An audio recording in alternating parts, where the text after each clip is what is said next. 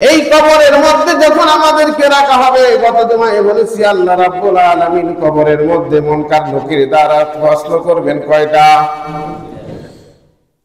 আল্লাহ রাব্বুল আলামিন তিনটা যখন প্রশ্ন করা হবে, এই প্রশ্নগুলোর উত্তর যখন আমরা দিতে পারবো না, আল্লাহ রাব্বুল আলামিন এবার দেখবেন এই লোকটার সর্বপ্রথম গুনাহের কাজ হলো ঠিকভাবে নামাজ পড়ে নাই।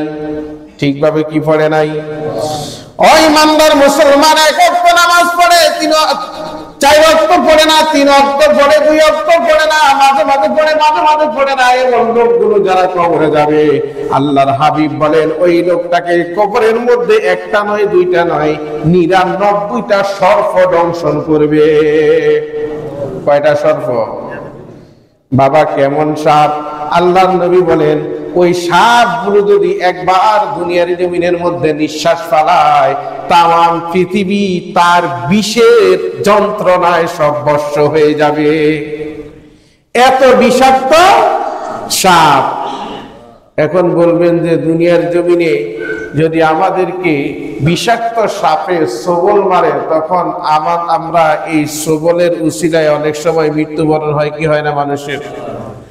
এই সবলের উসিলায় মৃত্যুবরণ হয়ে যায়। তাহলে এত বিষাক্ত সাপ, বাবা আমার আল্লাহর নবী বলেন হে আমার সাহাবীরা, তোমরা মনে করছো সাপের সবলে তোমরা মৃত্যুবরণ করবা না, না না, আল্লাহ রাব্বুল আলামিন একবারই আমাদের মৃত্যু দেন, দ্বিতীয়বার আর কোনো আমাদের মৃত্যু হবে না। সাপে দংশন করবে, চিৎকার মারবে, এরপরেও আমাদের সেইখানে মৃত্যু হবে না।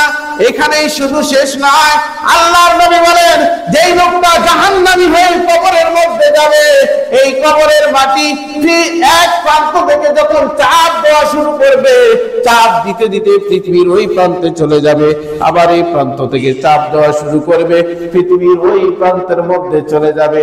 ভাইরা আমার, আমাদের দেহের এই গোশতগুলো, হাড্ডিগুলো ফিসানো হবে। বাবা এখন তো মানুষ মেশিনের মধ্যে হলুদ ভাঙায়, মরিচ ভাঙায়, কিন্তু এক সময় গ্রামের মা বোনেরা এই হলুদ গুলো, মরিচ গুলো ফাটার মধ্যে ফিষ্ট কি ফিষ্ট না?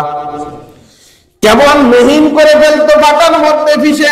আল্লাহর নবী বলেন এইরকম আমাদের দেহটাকে ফিসে ফেলা হবে। এরপরে দেখবেন আবার আল্লাহ রাব্বুল আলামিন আমাদের দেহটাকে আবার আগের মতন করে দিবে,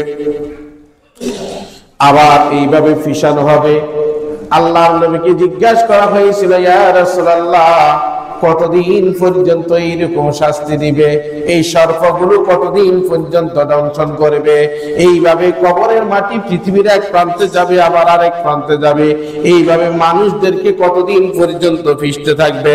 আল্লাহর নবী সাল্লাল্লাহু আলাইহি ওয়াসাল্লাম বলেন যেই দিন ইসরাফিল আলাইহিস সালাম সিংহায় ফু দিবেন, কিয়ামত শুরু হবে।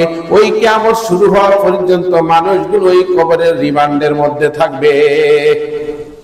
ভাইরা আমার, কবর হলো রিমান্ডের জায়গা। বিচার তো হয়েছে পরে।